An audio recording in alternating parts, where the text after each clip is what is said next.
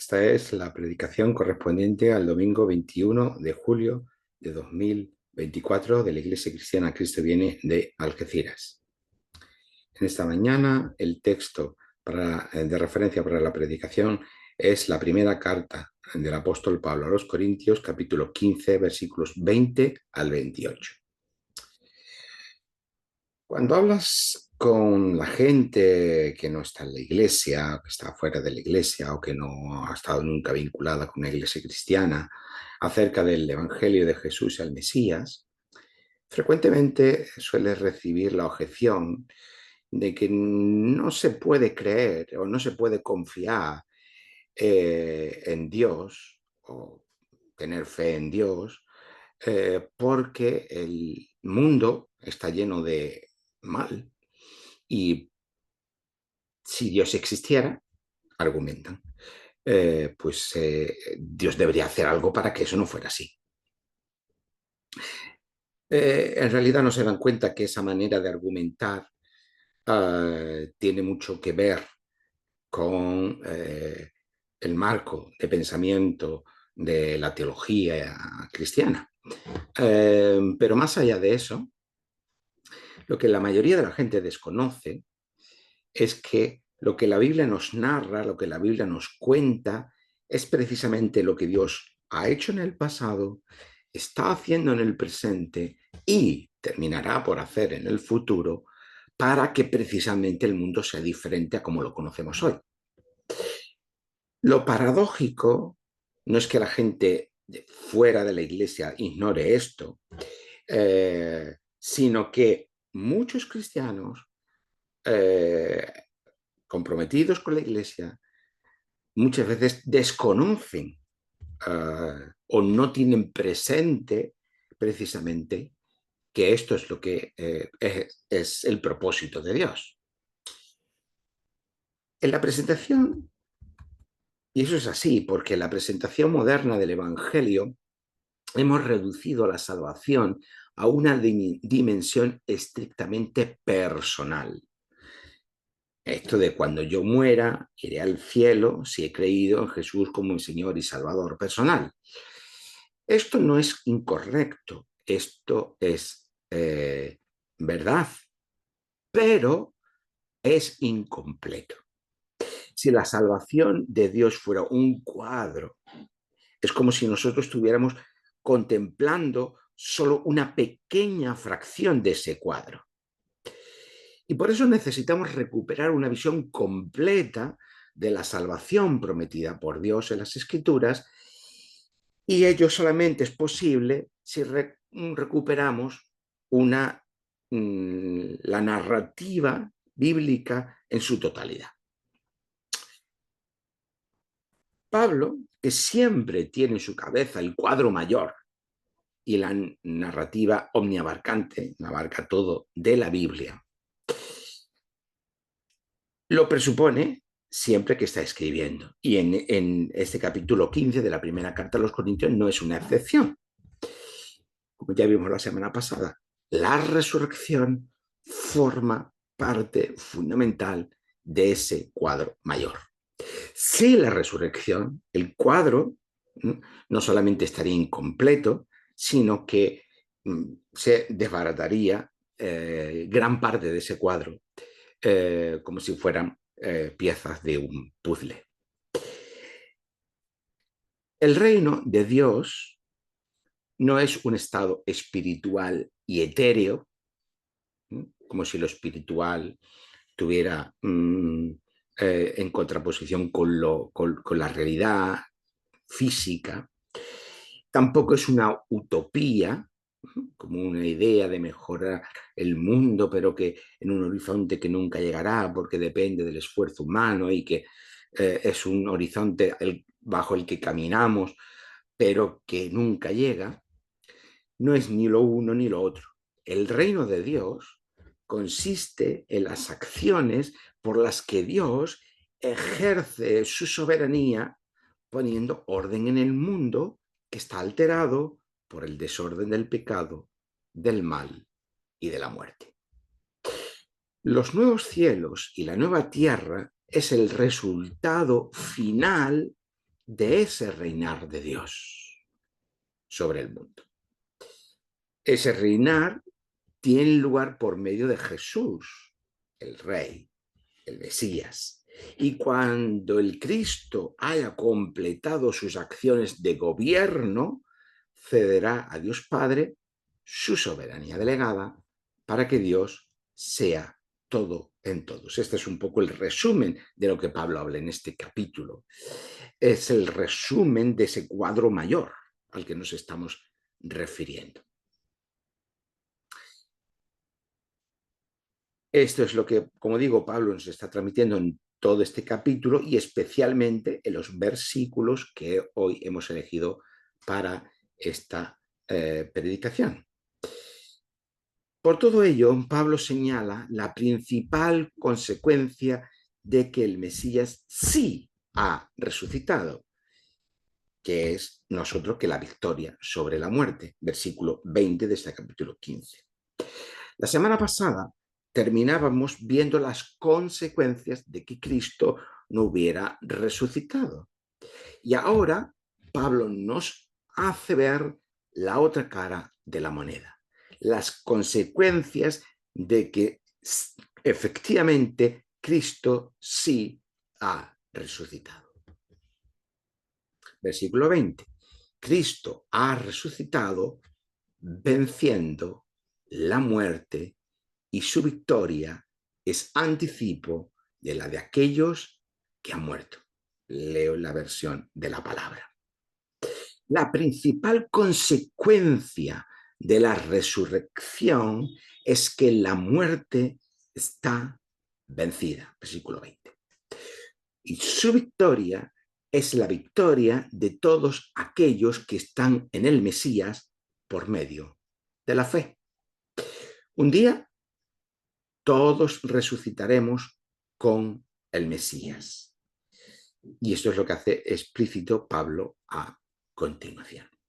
El ser humano forma parte del problema y el ser humano forma parte también de la solución. Versículo 21. Pues si por un hombre vino la muerte, también por un hombre viene la resurrección de los muertos. El ser humano, con su pretensión de llegar a ser Dios, nos habla Génesis desde el capítulo 3 hasta el capítulo 11, con esa inclinación hacia la autodivinización de la que hacen gala todos los imperios y todos los dirigentes, ya sea de la esfera política o económica, que se ha ido dando a lo largo de la historia. Pues como digo, esa pretensión de autodivinización del ser humano introduce elementos de desorden en la creación buena de Dios. Dios, en la narrativa de salvación, no actúa al margen del ser humano, sino que cuenta con lo humano y con la historia del ser humano para llevar a cabo su plan de redención. Por eso, la solución que representa la resurrección para la creación de Dios pasa también por el ser humano. De ahí que la resurrección es la resurrección de un ser humano, Jesús de Nazaret, que nos muestra, precisamente porque ha resucitado, que es el verdadero Mesías, el verdadero ungido de Dios, por medio del cual Dios está poniendo orden en su creación para acabar con el principal problema, que es la muerte. Aquí Pablo nos habla del principal problema de la creación, es la presencia de la muerte. Versículo 22. En efecto, del mismo modo que al compartir la naturaleza de Adán, toda la humanidad está sujeta a la muerte. En cuanto injertados en Cristo, todos retornarán a la vida. Por nuestra condición humana, estamos sujetos a la muerte. Pero ahora, cuando depositamos nuestra fe, que no es otra cosa que nuestra fidelidad y nuestra confianza en Jesús el Mesías, un Jesús el Mesías resucitado, Cuando hacemos esto, cuando depositamos nuestra fe, nos unimos, estamos unidos a Él, descubrimos que estamos unidos a Él, estamos vinculados con Él, o como dice Pablo, estamos injertados en el Mesías. Y por tanto, si Él ha resucitado, nosotros retornaremos a la vida. Como yo solía decir a mi hija cuando era pequeña, y sigo diciendo, y le sigo enseñando, todos aquellos que crean en Jesús, como Mesías y Señor, como Salvador y Señor, aunque estén muertos, vivirán. Sin embargo, esto no es algo inmediato, no es algo que Dios, el Dios de la Biblia no es un Dios de soluciones inmediatas. ¿Por qué? Porque está actuando en medio de la historia del ser humano, como ya hemos dicho anteriormente. Por lo tanto, la solución no es inmediata, sino que forma parte de una historia de salvación. Por ello, sigue diciendo Pablo, versículo 23, pero esta resurrección tiene un orden. Cristo fue resucitado como el primero de la cosecha. Luego, todos los que pertenecen a Cristo serán resucitados cuando Él regrese. La resurrección de Jesús el Mesías, el versículo 23. La resurrección de Jesús el Mesías es el primer fruto de la cosecha de la salvación. En medio de la historia, Jesús ha sido el primer ser humano en resucitar. Al igual que el primer fruto de una cosecha es el anticipo de la cosecha completa, la resurrección de Jesús es el anticipo de nuestra propia resurrección. No hay una inmediatez, hay un proceso. Después de la resurrección, todos los que pertenecen a Cristo, el Mesías, es decir, como ya hemos dicho, los que están unidos a Él por gracia, por la gracia y la misericordia y el amor de Dios, por medio de la fe, resucitarán. Ahora bien, alguien podría preguntarse, bueno, ¿y cuándo va a ser eso? ¿Cuándo vamos a resucitar con Cristo? ¿Cuándo va a haber una inauguración de una realidad nueva, con unas condiciones de existencia nuevas? La respuesta, que la hemos leído aquí en este versículo 23, es cuando Cristo, el Mesías, Jesús, Señor y Salvador, regrese. Esto es lo que comúnmente en las iglesias se conoce como la segunda venida. Pero para entender lo que esto significa, y ha habido en la cultura moderna muchas distorsiones, y en las iglesias contemporáneas muchas distorsiones de esto de la segunda venida, que significa, hay que entender lo que esto significaba en el mundo grecorromano. En el mundo grecorromano, el emperador, pero también puede ser un rey de un determinado territorio, pues residía en un lugar. En el caso del emperador romano, pues residía principalmente en Roma, que podía tener otras diferentes residencias.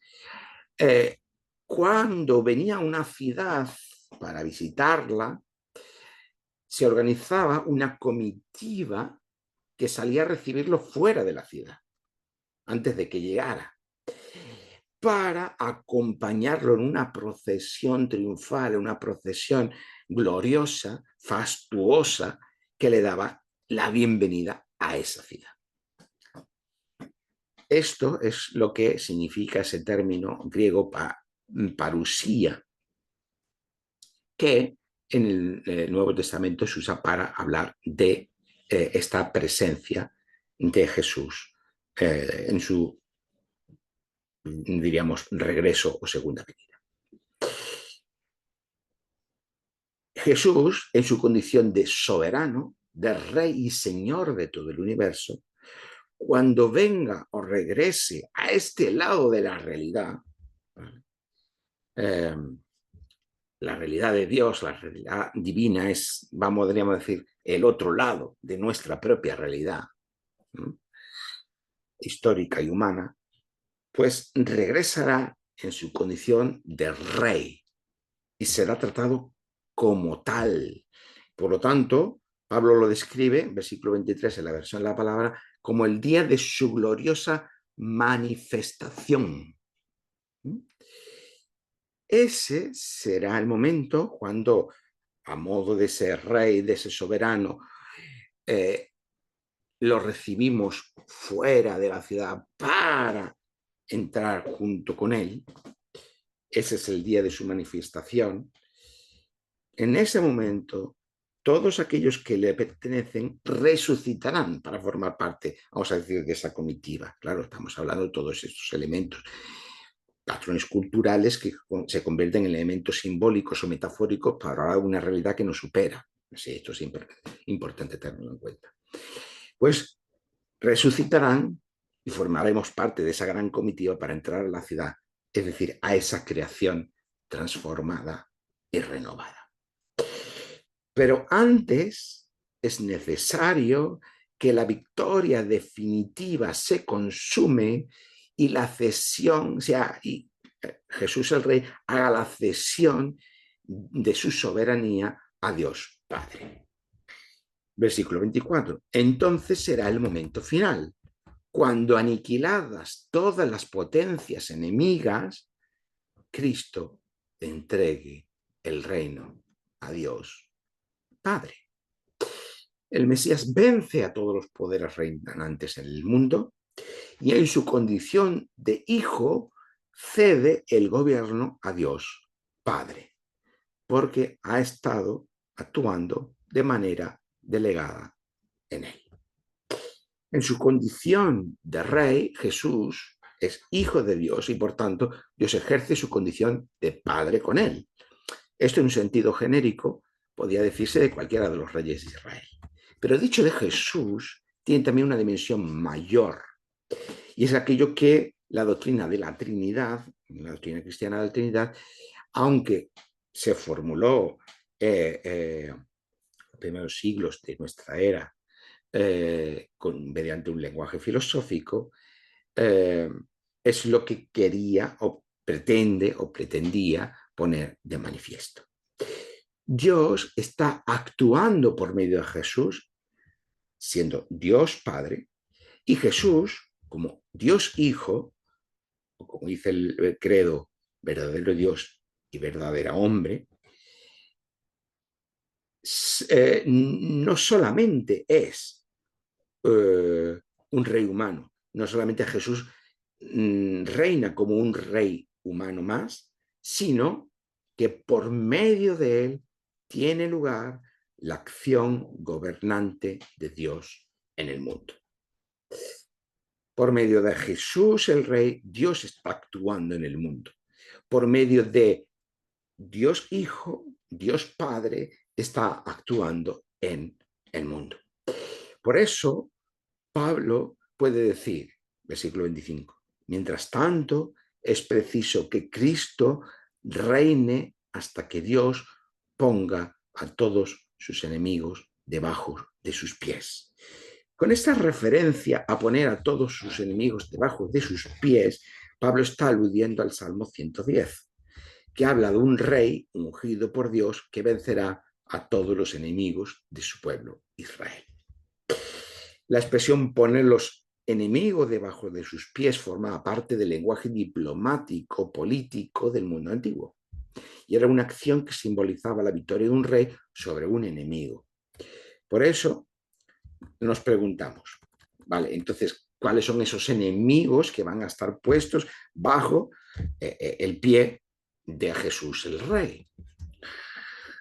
Los enemigos que han de la creación de Dios, los enemigos que han introducido el desorden en la creación de Dios, que son el pecado, el mal y sobre todo la muerte. La muerte, el pecado y el mal.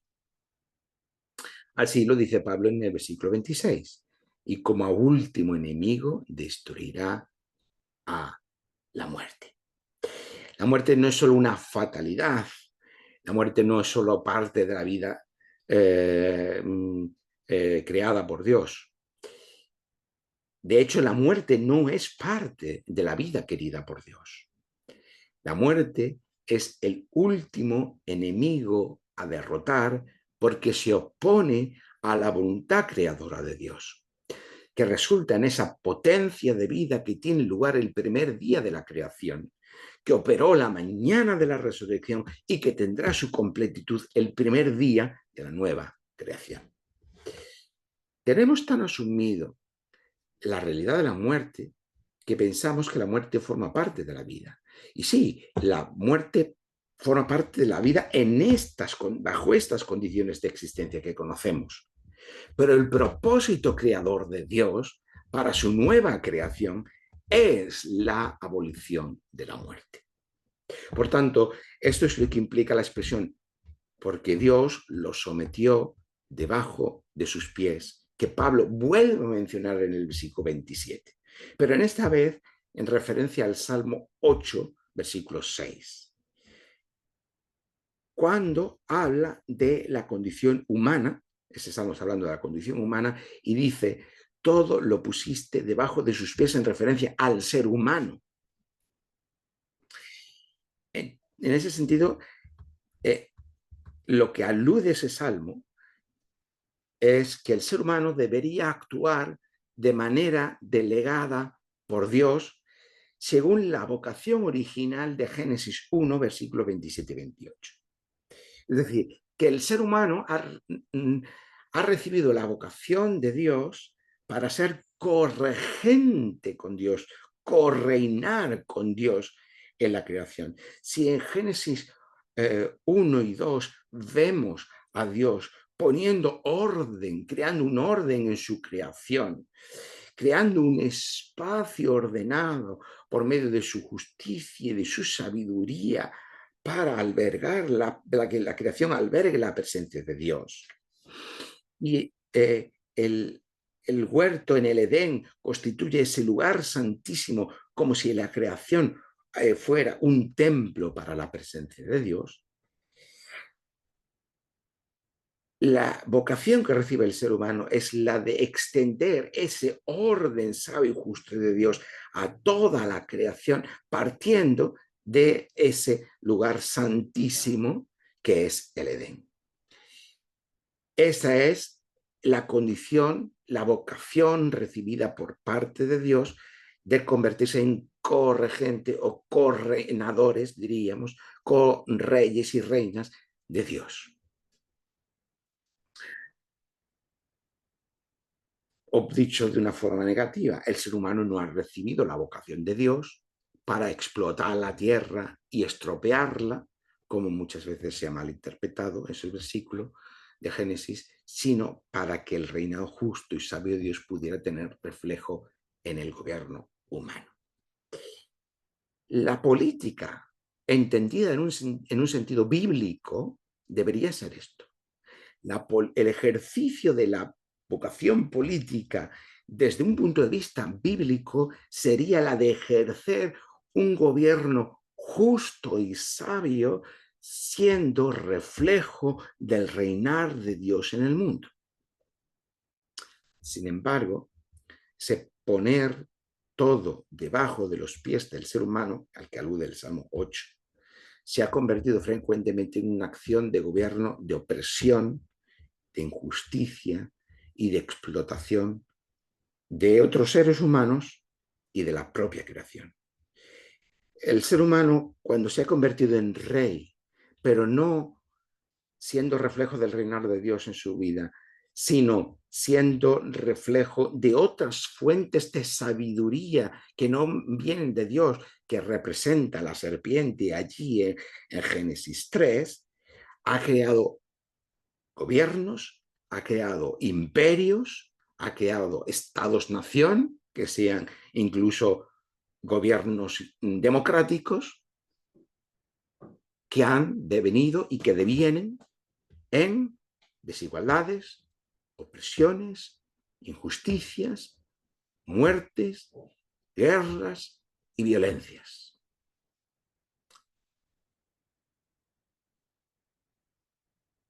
Por eso, el Mesías, el rey ungido por Dios,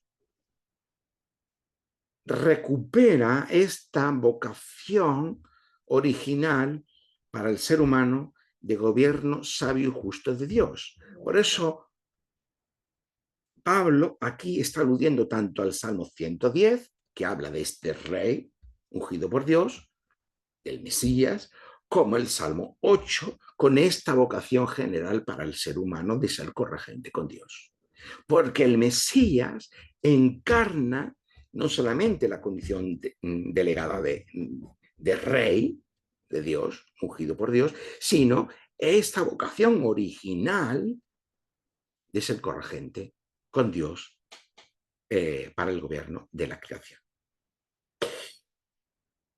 Por lo tanto, por medio del Mesías se recupera esta vocación para el ser humano de gobierno sabio, justo de Dios. Pero ahora sí, derrotando a los enemigos de la creación de Dios. En primer lugar, la muerte, pero también el mal y el pecado. Y como resultado, todos los gobiernos humanos dependientes precisamente de estas realidades, tanto de la muerte como del mal, como del pecado. Entonces, el Mesías entregará el reino a Dios Padre, que es el que ejerce su soberanía de manera absoluta. El Mesías ejerce la soberanía de manera delegada por parte de Dios Padre. Versículo 27 y 28. Bien entendido que cuando la Escritura dice que todo le ha sido sometido a Mesías, Hijo de Dios, no incluye a Dios, que es quien se lo sometió. Y cuando todo le ha quedado sometido al Hijo, el Hijo se someterá a quien se lo sometió todo. Es decir, cuando el Hijo haya completado la su acción de gobierno, entonces lo entrega todo a Dios Padre. De esta manera el Hijo encarna el reinar sabio y justo de Dios Padre y es modelo en la actitud de fidelidad, de obediencia, de confianza al Padre. Y cuando todo esté sometido al Padre, versículo 28, segunda parte, entonces Dios será todo en todos. Y entonces se habrá completado su reinar. Cuando nos preguntan, después de todo lo que hemos dicho, cuando nos preguntan, o nosotros nos preguntamos, ¿qué hace Dios frente al mal y la muerte? La respuesta es lo que aquí hemos hablado en esta mañana, lo que es lo que nos habla la Biblia a lo largo de todas sus páginas. La respuesta es que Dios ha empezado a transformar su creación por medio de la resurrección de Jesús. En el mundo ha cambiado algo, como decíamos la semana pasada, porque Cristo ha resucitado. Es cierto que el resultado de las acciones no lo vemos de manera inmediata. El resultado de las acciones de Dios no es inmediato, porque tiene un acontecer en la historia del ser humano, porque sus acciones forman parte de la historia del propio ser humano.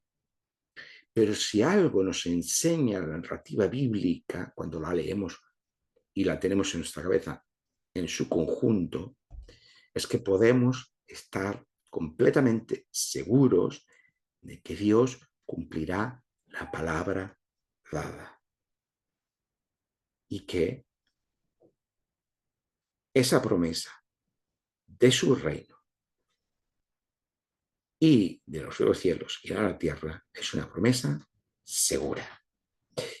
Y la garantía de que eso es así es el testimonio bíblico y el anticipo de la resurrección de Jesús. Y esto es lo que fundamenta la esperanza cristiana, lo que nos permite levantarnos cada mañana sabiendo y esperando que el mundo tiene sentido y que la última palabra dicha sobre cada uno de nosotros no será la palabra de la muerte, sino la palabra de la vida. Que así sea.